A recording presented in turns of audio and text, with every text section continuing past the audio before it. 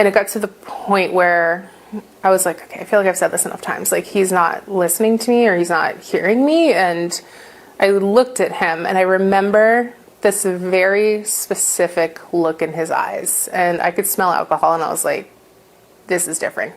I remember specifically him like grabbing at my... This story has genuinely left me torn, and I don't say that very often. Under normal circumstances, if a politician is facing allegations like these, I'd probably be saying they should step aside while everything is investigated. But this case feels a lot more complicated than that, and I'm honestly still trying to make my own mind up.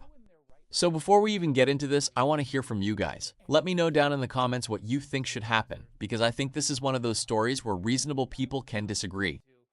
Now, in this clip, we're going to see Democratic strategist Hagar Kamali absolutely dismantle what she argues is the hypocrisy coming from both Republicans and even some Democrats over the allegations surrounding Graham Platner. Whether you agree with her or not, she makes some points that I think are going to get a lot of people talking. Now, if you're new here, I'm Bradley Hostin, and this is The Bradley Hostin Show. Let me know where you're watching from in the comments below. I need you guys to stick with me until the very end because after we watch this clip, I want to explain why I'm so conflicted on this story, why I think consistency matters, and why this debate raises much bigger questions than just one politician. As usual, let's watch the clip, and then I'll give you guys my thoughts afterwards. Tonight, shocking allegations. A woman who says she dated Maine's Democratic Senate nominee, Graham Platner, tells CNN that he raped her for nearly 5 years ago.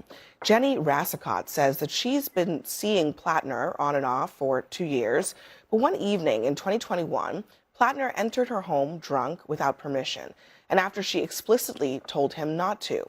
She says he forcibly had sex with her. Platner denies those allegations. Now, I want to warn you that her story includes strong language and details of an alleged sexual assault, which may be deeply disturbing. So he had kind of like jumped on top of me and indicated that he had intentions that were sexual in nature. And I remember just at first being like, hey, I'm not into this. Like, I'm not in the mood. Like, don't, whatever. And it got to the point where I was like, okay, I feel like I've said this enough times. Like, he's not listening to me or he's not hearing me. And I looked at him and I remember this very specific look in his eyes. And I could smell alcohol and I was like, this is different. I remember specifically him like grabbing at my chest and I like hit his hand and I said, don't touch me. And I remember that during the altercation specifically. And then he kept going. Yeah, and it was this weird mix of like coming in and out of, I don't think consciousness is the word, but like coming to and kind of falling back into that drunken, I don't know what I'm doing state. And yeah, and he would apologize in those moments and then go back to doing what he was doing. Rassicott says that she felt her safest option was to comply, and that Platner knew what he was doing was wrong. Is there any way that he thought this was consensual, or no? Just because I don't believe that you can think that that scenario was consensual. You have to understand that that wasn't when somebody is repeatedly. I mean, when somebody in the middle of it says, "Don't touch me," like that's obviously not consensual. The allegation was first reported by Politico, and minutes afterward, Platner posted a video in response online. Any accusation of non-consensual behavior is categorically false, regardless of the inaccuracy of the reporting, but mindful of the political reality it will inflict. We are taking the time to reflect on the best path forward for the state that I love, the people that I love, the movement I belong to, and the goal of defeating Susan Collins.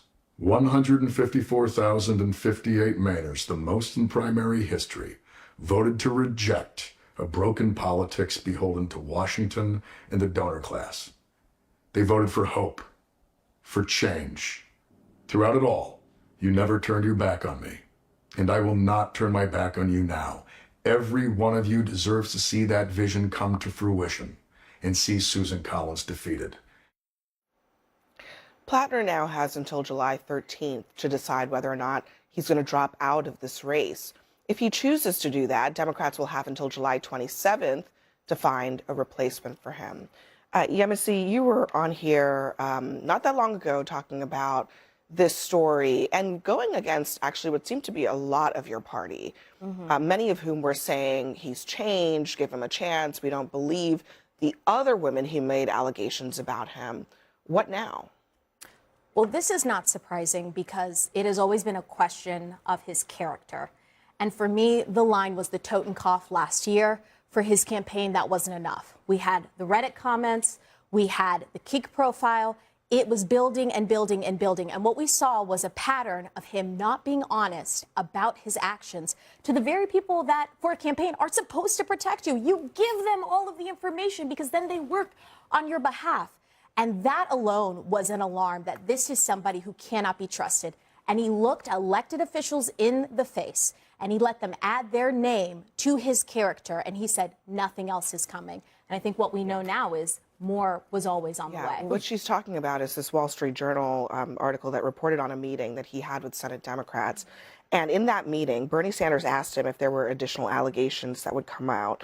Platner says there weren't any. Elizabeth Warren asked him, she said there's a difference between marital issues and sexual assault. And Platner agreed and denied any credible allegations of assault were forthcoming. Who in their right mind would believe him in any answer he would give other than to say, yes, there's more that's going to come out? You're a guy with a Nazi tattoo who has this horrible report coming out in the New York Times.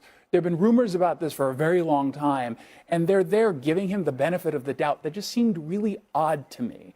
You could not find anyone better in Maine to run up against Susan Collins. You can find any other progressive who would have been able to take on that messaging at all. Like, I just cannot believe that. That is a very good question. Position for them. That is a very good question. I mean, there is an issue here with a lot of very prominent Democrats, Elizabeth Warren and Bernie Sanders, two among them, My kind of man. who basically turned the other way at the first set of allegations. Why does it take a sexual assault allegation for them to that point, I heard Senator Kirsten Gillibrand speak at the Aspen Institute last week. And when Graham Platner came up, all she had to say was that he was a strong candidate and was going to, soar to a victory. There was no even an acknowledgement of the New York Times report of the Nazi tattoo. And if you all will remember, this is the same senator who was called the Me Too senator, in part because she led the charge against Al Franken in the Senate. She very much, was instrumental in pushing that culture forward. And I think Me Too was necessary in a lot of ways. But we didn't need a rape allegation to know that Graham Platner had already allegedly violated the standards that she set. And she was willing to sacrifice all her principles, among many other Democrats, to go up against arguably the most moderate Republican in the Senate, Susan Collins, who's already willing to go up against Trump. This is not some super partisan person. Sochi? Yeah. I mean, first of all, shame on the part of the Democratic Party who stood by him. I think that the Democratic Party was very much split in this race. There are some people that were speaking out against a Nazi tattoo, I said it as well. There were a lot of other people. I think there were a lot of women after the last allegations that weren't willing to go out and defend him, but there were a lot of men in the party. I understand that Gillibrand was one of them because she is the head of the DSCC, but shame on our party to do that. And our party has to recognize, if you want to be the party of values, if you want to be the party of decency, of principle, then you do have to come out and call unequivocally for this man to resign, and that is happening now. I think that what this is a larger problem with both parties, which is how far will you go to hold on to power? And when there are allegations of sexual assault, of rape, of any sexual misconduct, it is incumbent on leaders of both parties to speak out and say that person should not serve. Did I see it with Donald Trump? No, I still have not seen it. I don't think you have said that he should not be our president or serve, or that he shouldn't have been elected. But the leader of the Republican Party right now has 28 sexual misconduct allegations against him, and he pardoned people on January 6th. And his party still stands by him as like he is king. And so there is a bigger problem with our politics if we are going to turn the other way, to hold on to power and blame the other party when something goes wrong, but not look at our own party. And today I say shame on our own party. We're only a couple of hours into this, and it's already being turned into a litmus test in the Democratic Party. Congressman Richie Torres had a tweet earlier. He said, "I have no endorsement to rescind. Graham Platner should drop out." That is a message, obviously, to Platner, but it's also a message to Ro Khanna and to Ruben Gallego, who stood with Graham Platner through all the allegations, through the Nazi tattoo, and both of them are aspiring to national office. They are thinking about running for president of the United States, and they hitched their wagon to Graham Platner, and now it is blowing up in their face. They're going to have problems on the campaign trail, hypothetically, if they choose to run. But speaking as a Republican here, it's actually a good day for Democrats, assuming Graham Platner gets out of the race, because they have the opportunity now to choose another candidate. And I don't know the ins and outs of Maine politics, so I turn to people who follow these things a lot more closely. Chuck Todd, who we all know, put a tweet out today that said, "You only need generic Democrat in Maine." Graham Platner obviously had a lot of skeletons in his closet, and a quote-unquote generic Democrat, someone who doesn't have those skeletons, could potentially defeat Susan Collins without the baggage. We'll see. We're in a tight spot. And I think for both parties moving forward, there should also be the question of how do you market to the working class and what are your expectations of them? I think one of the biggest pitfalls that the Platner campaign had is that they believed that somebody that lacked morals and values would relate to the working class as a whole. Authenticity. And I'm going to tell you, as the daughter of two working class immigrants, that's not the way it is. They are some of the most prideful people, cheating. They're just things that we thought that they would excuse, and they clearly haven't. You know what's interesting? I mean, you bringing that up the other day, and you may have been here when we were talking about this. Vice President Vance actually made a very similar point where he basically said, well, whenever the president crosses the line and says something that's rude or off color or whatever, it's just the tone police going after the working class, essentially was what he said. There is this kind of part of our political movement on the left and the right that is doing exactly what Yemisi is suggesting, which is basically saying anything that is uncouth or bad or immoral, that's just the working class, when it's really not. Yeah, although, to be clear, this one was not uncouth. But your point, I think, is valid. I think there's an underlying issue right now, at least with the base of the Democratic Party or the progressive socialist wing, where if you go on X right now, they're still backing Graham Platner. I mean, Stephen King just a few hours ago saying, I hope he doesn't drop out of this race. And I think you have people who are so blindly connected to this far left ideology. And you can make the argument of the far right as well, that you're willing to just give up on having those kinds of morals. But I do think that they are very recalcitrant on the left right now. And that is part of the larger issue that the Democrats in power right now, the so-called mainstream Democrats, are going to have to deal with. Because while this specific issue is very obviously different than someone who says, I'm going to wipe my hand on the American flag, or I want to get rid of all police and prisons. But what about that's a base that's not going to be okay. That the Republican Party has already been down this road with Donald Trump, and they look the other way. He doesn't have a Nazi tattoo. That's a big piece. That's true. Listen, that's true. But on the allegations of sexual abuse, even on the kind of comments that, like the Access Hollywood tape, on those issues, I mean, there are some similarities there, wouldn't you say? I would say similarities to the rape, no, but I would say, sure, I agree. I hear you. No, I did not use that word when it came to Donald Trump, except to say that there are allegations of sexual abuse against him. Sure. And he was found liable. Yes, I would say in the E. Jean Carroll case. I think a big piece of the difference here is just the context that went into this. Everyone was saying, don't go with Graham Platner. Every single person said, this is going to happen, and people a lot of people said, don't go with Donald Trump. And yet Donald Trump was able to win, and he didn't get a bunch of Republicans. Whether or not he wins is irrelevant. Well, exactly, that's the problem, is that your party stood by him. Right. Is that the Republican Party stood by Donald Trump regardless of what the allegations said. And not only that, If you were in Do you DC, believe hold the on, hold on, allegations? That's the hold on. difference. Do I believe that? I believe Trump, women. Trump versus Platner. Yes, yes, I believe women. I believe women. But my point is, I don't think a lot of the allegations made against Trump were believed by the base or by the general voters. I think part of the issue was because I think that's also true. This is the problem, though. That was also true of Platner. The allegations were against him, and he was still high in the poll. So whether you are believed by the base, is that really the standard for how we are going to adjudicate whether people should be holding Right. No, office? morality does not live and die based on voters make dumb decisions all the time. You know, that's not the arbiter of morality. And I mean, you said you believe women. I'm not a believe all women person. I think everyone deserves due process. Everyone deserves their time to, state their case. So, I mean, I still think that's fair in this case, but I think we had plenty of information to know going before this Politico report that he was likely unfit for office. I mean, the last victim I who will came say forward was dragged because she happened to be a conservative. Yes, and I think that so yes, you're right about that. And it's been interesting to see some of those people who dragged this woman who was in the Lindsay Fiffield, who was in the New York Times story. They called it uncorroborated claims. Another person basically said that she was essentially a plant of the Republican Party. And now those people have changed their tune.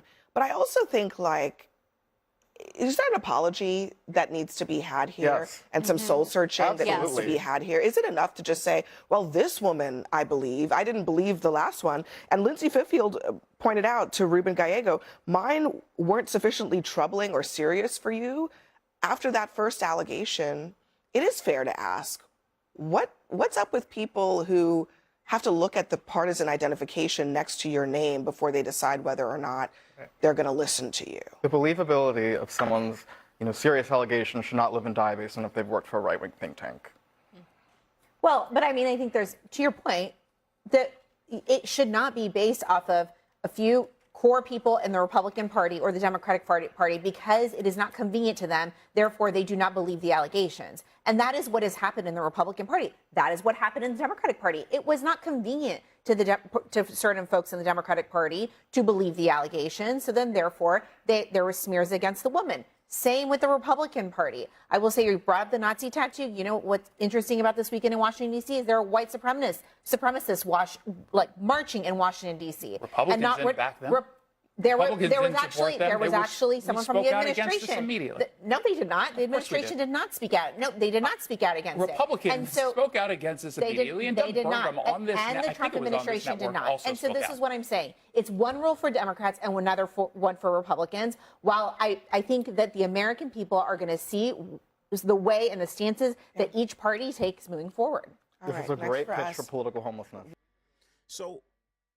So let me give you guys my thoughts, because honestly, this is one of the few stories where I'm genuinely conflicted. Normally, my position is pretty straightforward.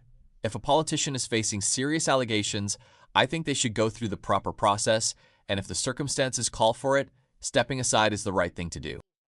But what made this debate so interesting wasn't just the allegations, it was the hypocrisy.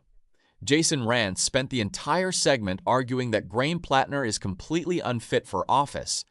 But the moment Hagar Kamali turned the conversation toward Donald Trump and asked whether Republicans apply the same standard to their own side, everything changed. Suddenly, there were excuses. Suddenly, there was context. Suddenly, the standards weren't quite so rigid anymore. And that's the problem. You can't tell people that character matters only when it's politically convenient. Either the standard applies to everyone, or it doesn't. That's what frustrates me about modern politics. Republicans were willing to overlook countless controversies surrounding Donald Trump because, at the end of the day, he was their candidate. Whether people agree with that or not, that's what happened. So when those same people now turn around and demand that a Democratic candidate immediately step aside, many voters are going to ask a simple question. Where was that standard before? And I think that's one of the reasons this race has become so divisive. Now, I also want to be clear about something. I don't subscribe to the idea that every allegation should automatically be treated as proof of guilt. I believe there should be a fair process. Allegations should be investigated properly, evidence should be examined, and people deserve due process. That's why I'm genuinely torn on this story. I'm not pretending I have all the answers. What I do know is that the inconsistency in our politics is exhausting. Too often, both parties end up judging the exact same behavior differently depending on whose name is attached to it. That's not a recipe for restoring trust in politics. So I'm genuinely interested to hear what you guys think. Should Graham Platner stay in the race, or should he step aside while everything plays out? I honestly divided on this one, but those are just my thoughts. Let me know what you think down in the comments below. And don't forget to like, share, and subscribe for more news commentaries. I'll see you guys in the next one.